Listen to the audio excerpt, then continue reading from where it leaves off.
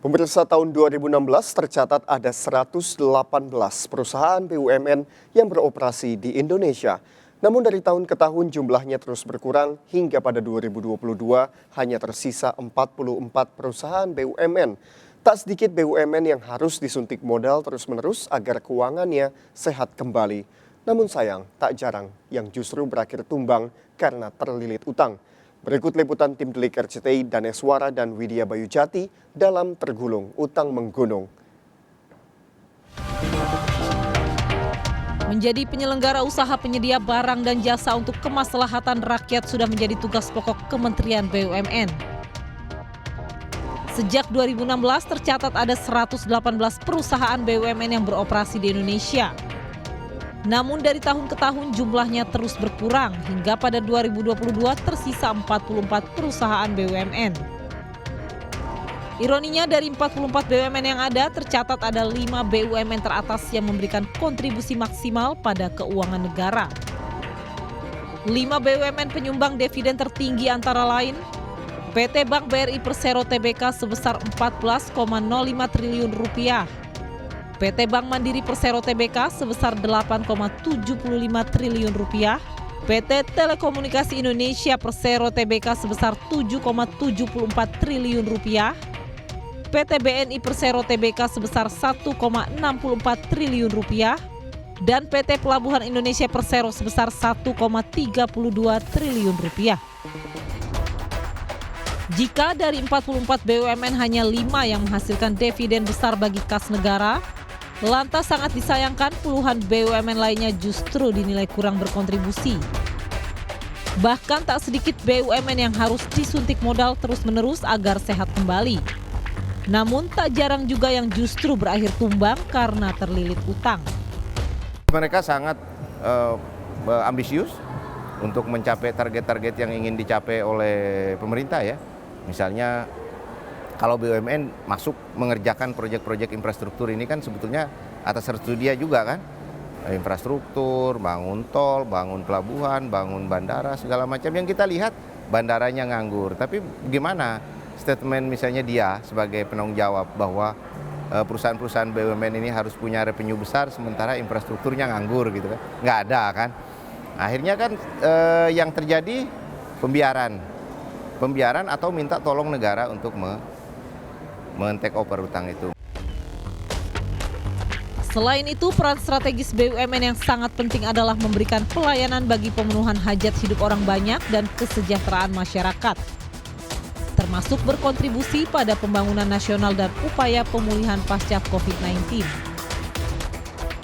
Sayangnya keberadaan BUMN saat ini justru lebih fokus pada mengejar keuntungan dan memenuhi target-target penugasan. Karena kan sebetulnya BUMN ini mau tidak mau diakui terikat dengan pasal 33 Undang-Undang Dasar 45 yang dimana di dalam pasal 33 itu menyatakan bahwa cabang-cabang produksi yang penting bagi negara yang menguasai hajat hidup orang banyak harus dikuasai oleh negara. Sebab kalau dikuasai oleh orang per orang maka rakyat banyak akan ditindasinya, kan begitu penjelasannya. Tidak maksimalnya kinerja sejumlah BUMN juga ditengarai akibat aturan yang tumpang tindih dan kerap berubah-ubah. Belum lagi tata kelola BUMN yang selama ini dinilai syarat kepentingan. Jadi ini kesalahan tidak pada tataran BUMN semata, memang tataran dari kebijakan juga Mas yang menyebabkan juga kebijakan yang menurut saya tumpang tindih, kemudian juga saling benturan juga dan tidak jelas arahnya mau kemana ya. Dan seolah-olah setiap menteri ganti kebijakan kan gitu Mas. Jadi ini yang menyebabkan kemudian BUMN ini seperti jadi sapi perah gitu, sapi perah, dan itu sudah menjadi potret buruk sejak lama terkait dengan pengelolaan BUMN. Perusahaan BUMN juga dinilai terlalu mengejar target penugasan yang terkadang sulit dijangkau. Bahkan tak jarang BUMN tersebut memaksakan diri untuk mengejar penugasan yang diberikan tanpa memperhitungkan kemampuan. Akibatnya tak sedikit BUMN yang rontok terlilit utang. Bahkan di pemerintahan sebelumnya yang coba dilanjutkan. Infrastruktur sebenarnya bukan hal yang baru. Nah, jadi itu menambah salah satu beban sehingga BUMN itu memaksa untuk mencari pendanaan. dan pendanaan yang paling available salah satunya melalui surat utang. Dan situasinya saat ini kan tren suku bunga meningkat.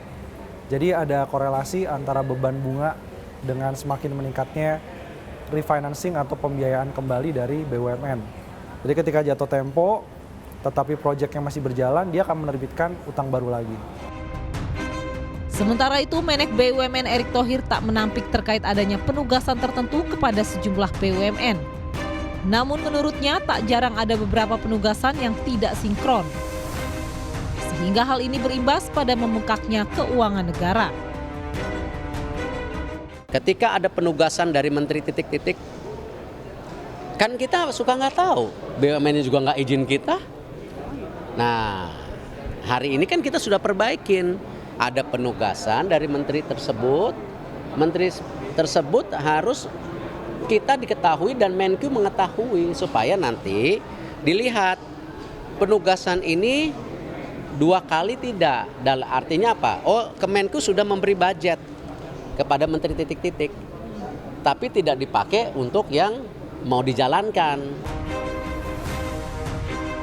Pengelolaan BUMN secara profesional menjadi salah satu cara memitigasi BUMN agar bebas dari berbagai kepentingan. Reformasi dalam tata kelola BUMN dibutuhkan agar BUMN lebih transparan dan menyejahterakan masyarakat.